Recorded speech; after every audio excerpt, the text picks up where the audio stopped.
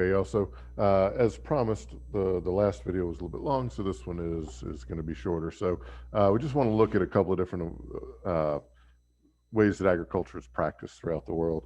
And so let's go ahead and get started. Here's kind of what we're looking at. And again, this should look familiar to you. Oops, there we are. So environmental effects of agriculture. We've got pollution, land cover change, desertification, soil salinization, and different types of conservation efforts. So we've seen this already. Different types of agricultural practices. We've talked about these, but we'll look at some pictures just to give some examples here. All right. And then societal effects of agricultural practices, changing diets, role of women in agriculture. We're going to look at that more in section 512 and economic purpose. So let's go ahead and get started with this real quick. So some of the consequences of agricultural practices. So environmental, there are some pretty significant environmental impacts. And so when we look at this, when we talk about livestock, a lot of it is about animal waste and how do you contain it and what do you do with it. When we talk about crops, we're looking at an increased use of chemicals and what are those chemicals doing to the environment. And so, what we want to look at is what's the impact on the soil of different agricultural practices, impact of the water, and impact of overgrazing. Okay, so take a look at this real quick. So this is agriculture, forestry. Sorry, pin's not working there. So agricultural, forestry, and other land use. And so you can just kind of get a sense here. Greenhouse gas emissions, that's one of the concerns.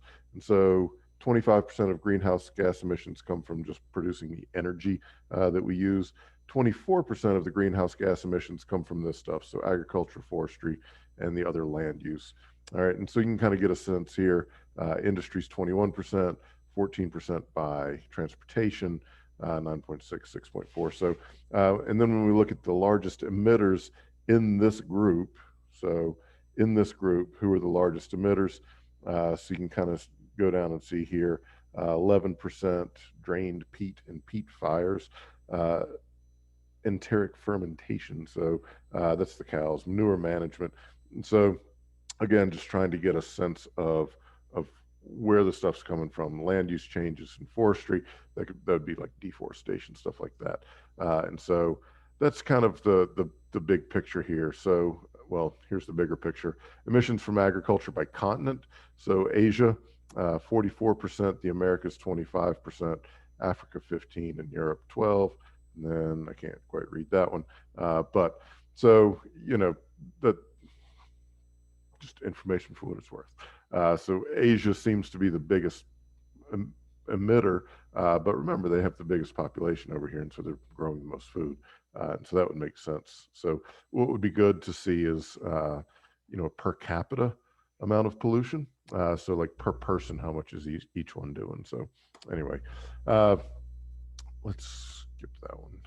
Well, no, we'll come back. So when we look at some of the environmental dangers, and we talked about this in the last video. So this is a map of human-induced desertification. So this is where in the world there are dangers of desertification occurring as a result of human action. So you can see here, here in the Southwest, obviously where we are, that's a significant problem. Remember, this area was called the Sahel, and so that's an issue there. And so you can kind of see, yeah, you can just see where the risks are. All right. Desertification vulnerability of Africa. So this is without human induced, and this is with. So you can kind of see here's some low risk areas and then some very high risk areas as a result of human behavior. And this would be just a picture of what desertification looks like, and it just kind of slowly encroaches on different areas. All right, so let's look at some of the consequences of agricultural practices. Obviously, pollution, when we talk about ground, pollution of the ground, spraying of pesticides or herbicides, things like that, pollution of the water, all the runoff, and then up here, it almost looks like one picture. That's a different picture. And this would be pollution of the air. This would be the slash and burn techniques. And so, these are all, the way that we're doing agriculture does have some cost to it. But remember, and I know I keep making this point, but it is important to consider because it's easy to sit back and say, hey, all these things are bad, and they're not good, but here's the flip side. We're feeding, almost coming up on 8 billion people. And so the question is this the best way? Are there other ways that cause less harm? Because, the question I ask this in econ all the time, do we want to get to 0% pollution? Is that the goal? Because if it is, then everybody's going to be very sad because now you have to start turning off all of your electricity. You're not going to be in any cars or airplanes, or won't have air conditioning in the middle of July in Tucson. And so, the goal isn't necessarily zero pollution, but it could be, the better question is, are there better, more efficient ways that we can start to promote to still maintain the level of output, but to be a little kinder and gentler on the planet? Okay. Because, the cost and benefits, the benefits here are extremely big. More people are being fed, and the costs are big too. And so, how do we, balance these out? All right.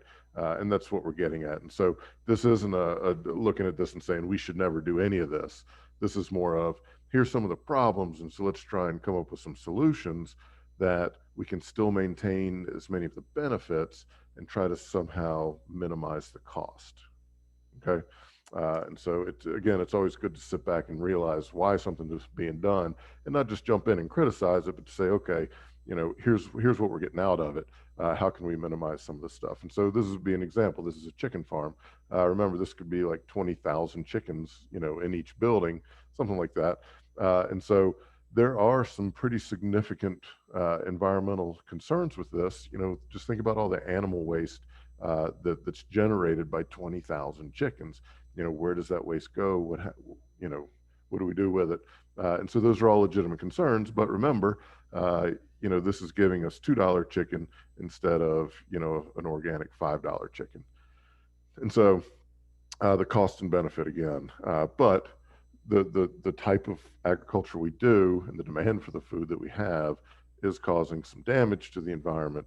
But again, how can we minimize it and still provide for people that are able to afford it now?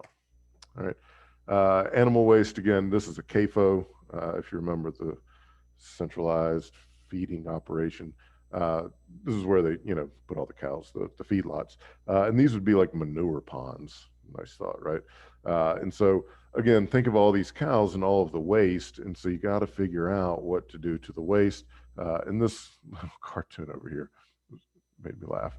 So human waste versus manure, so other animal waste. So we've got 335 million tons of animal waste and 7 million tons of human waste. So anyway, just give you some perspective as to, okay, this is a significant problem and how do we deal with all of it? All right. So soil salinization, that's another one of the concerns. And this again comes about with, heavy irrigation in more arid lands. So you can kind of see around the world where salinization might be more of a problem. So the US is kind of up here a bit. China, obviously, having some issues, soil salinization problems there and there. Again, more dry and arid areas. Okay. And we went into this, but when soil salinization happens, kills the stuff that's growing there. All right. And so let's look at some of the consequences of agricultural practice on the landscape. So here's one to take note of. So here's some different types of agricultural practices. And well, we know there's a lot of different types, I'm sorry, but let's look at some of the reasons. So it could be the topography of the area is different. We're going to look at mountainous, and how they might farm there versus in a semi-arid place versus, a jungle. All right. Differences in climate obviously make a difference, differences in culture, and differences in the resources that people have. Okay. And so these are the reasons that different agricultural practices are practiced in different parts of the world.